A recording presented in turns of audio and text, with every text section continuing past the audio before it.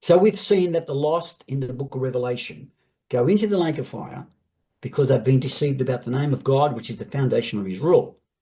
That lie, the slandering against the character of God, to do character assassination, to get him off the throne so he can be worshipped, was preached through the beast to his followers, and the followers buy it, and then they blaspheme in the name of God and tell him lies, misrepresenting God's character by blaming their pain on God when it's coming from the devil, and that's the whole plan of the devil, misrepresent the character of God. So they're soaking in sulfur and fire. We've seen that Sodom was destroyed by sulfur and fire, but ultimately it was restored. Why? If they can be restored, then fire and sulfur act on the cause of that which is harming you. And I'm going to suggest and demonstrate now. The fire and the sulfur is going to act on the deception that landed the lost in the lake of fire, namely lies about the name of God. Before we get to Revelation, I want to give you another Old Testament story. I want to show you that what I'm going to present to you from the book of Revelation about the nations being restored as they pass through the lake of fire. We have examples of the Old Testament of this. Now, this one is a really important passage. I love this one. One of my favorites. It's actually going to talk about the judgment of the nations at the great white throne judgment and fire and passing through the fire. So this passage here goes hand in glove, speaking about the same event that's in the book of Revelation. It's talking about people going through the lake of fire. Look what it says. First of all, God is speaking to unbelieving nations who was worshipping other gods. That's what we've got in the book of Revelation. They're worshipping who? The dragon, the beast, and the false prophet, right? They're worshipping, they're unbelieving because they've been deceived. Same story in the book of Zephaniah. Zephaniah 2, 8, and 9, English Standard Version. I have heard the taunts of Moab, not nice people, and the revilings of the Ammonites, not nice people, pagan nations lost. The taunts, making fun of the God of Israel. How they have taunted my people and made boasts against their territory that God gave Israel. Therefore, as I live, declares the Lord of hosts, the God of Israel, Moab, evil, shall become like Sodom. Oh, we know how that one's going to end. And the Ammonites like Gomorrah. We often would read that verse and think it means it's all bad news. Well, Sodom and Gomorrah are going to be restored once they pass through the fire of destruction of that which is harming them. So he's talking about the unbelieving nations who are worshipping other gods, making fun of the children of Israel for their belief in their God. They're rejecting it. They're rejecting this God. I said, mate, you unbelieving nations, one day you're going to get it. You're going to end up becoming like Sodom and Gomorrah. Yes, you're going to pass through the sulfur and the fire like they did.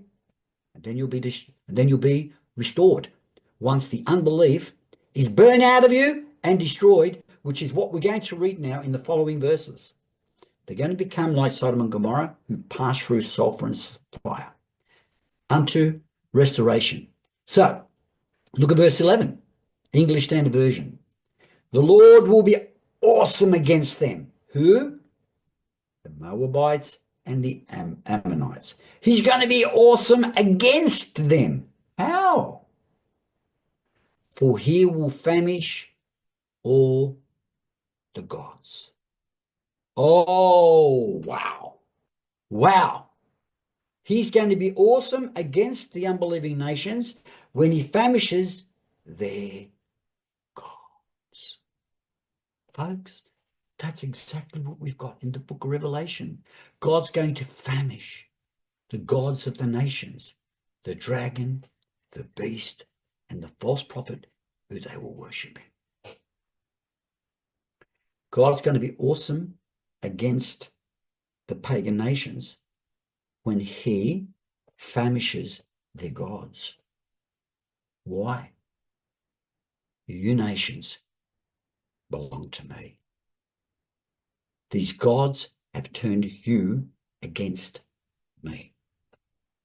So I'm going to famish your gods.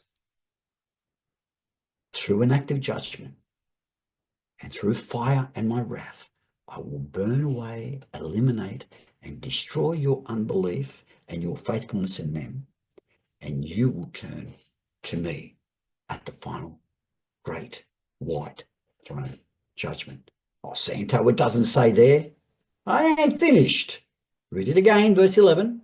The Lord will be awesome against them, the unbelieving nations, Moabites and Ammonites. How? For he will famish all the gods of the earth.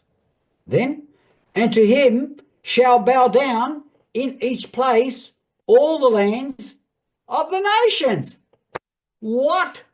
After God gives curry and famishes the gods of the pagan nations, they will all in their own lands bow down to God as the only true God. Oh, Santa, this could mean he's going to give it to them now. They're just bowing down, then he's going to cook them. Look at chapter 3. The story continues on, verses 8 and 9. This is the great white throne judgment in the Old Testament. Here it is, the nations. Chapter 3, 8 and 9, New King James Version. You ready? You better strap in for this one. Therefore wait for me, says the Lord, until the day of the Lord. I rise up for plunder. Who's he going to plunder? Rip off, steal. Who's he going to plunder? The gods. That's what we just read. The gods of the nations. And the nations will bow down to the true God in their own lands. I'm going to plunder the nations. What does that mean? I'm going to rip them off from the other gods. He plunders the nations from the other gods. Why? Just to toast them? No. To restore them. Watch. Therefore wait for me, says the Lord, until the day I rise up for plunder, famish the gods of the nations. For my determination is to gather the nations. Here we go. The nations are going to be plundered from the gods to my assembly, the great white throne judgment, to my assembly of kingdoms. All the nations are going to come before the throne of God. We know what that is. That's the final judgment. Matthew 25, right? The sheep and the goats. Revelation 20, 11 to 15. This is the final judgment of the lost. My determination is to gather the nations to my assembly of kingdoms. To do what? To pour on them my indignation. Well, Santo, this doesn't sound good. Wait on. All my fierce anger. Well, this is starting to sound worse. Hang on.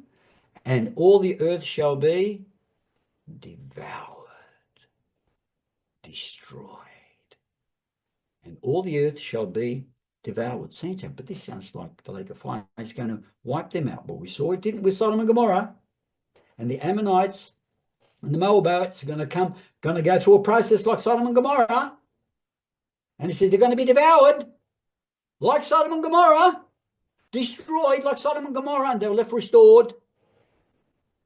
All my fierce anger, all the earth shall be devoured with the fire of my jealousy. Fire devours. Fire destroys. Same. With the fire of my what? Jealousy.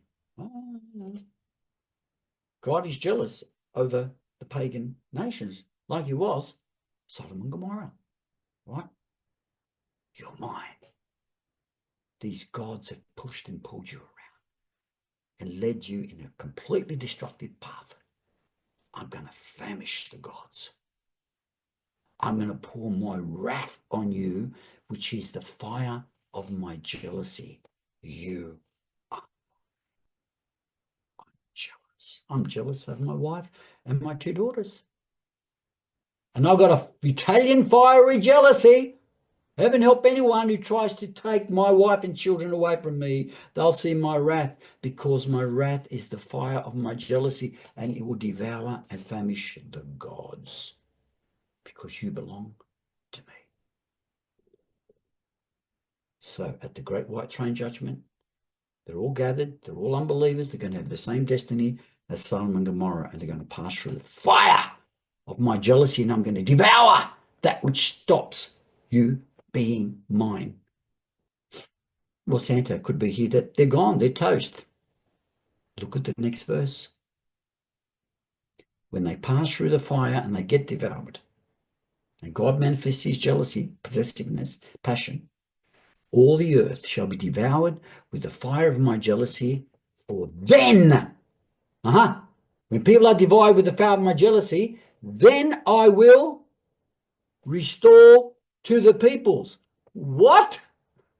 There it is again. They're going to pass through the final judgment, and the fire after the final judgment, with the book of Revelation says, is the lake of fire which burns and devours and destroys. And then I will restore to the peoples who get his devouring fire. Then I will restore to the peoples. Restore, restore, restore. I then will restore to the peoples a pure language, that they may call on the name of the Lord. They won't call on their gods anymore. I'm going to wipe them out. Then they will call on the name of the Lord to serve him in one accord, in unity. Folks, I'm going to present to you now that the book of Revelation says the same thing about the nations. He's going to famish the dragon, the beast, and the false prophet, and Babylon, because these people have been deceived, and they were calling on their names rather than the name of the Lord, Yahweh. So what? They'll all come together as one family, one accord, and serve me. Other translations say to worship him. You pass through fire, you pass through sulfur, and it leaves you alive and restored. So to be devoured and destroyed does not mean what the church has told us. It means to devour and destroy, to consume, to incinerate that which is keeping your heart away from your Heavenly Father. Because his fire is a fire of jealousy, and he ain't going to share you with anyone. And then you will all bow down in your own land, all the nations, and bow down and worship. Now we know what that is. Not to get zapped, but to worship restored. Sulfur and fire burn away that which is harmful and destructive. That results ultimately in restoration. Let's now travel through the book of Revelation and look at the origin, the history, and the ultimate destiny of the nations who've been deceived by the dragon, the beast, and the false prophet to worship them as they slander and misrepresent the name of God, which is the foundation of his rule. Next time.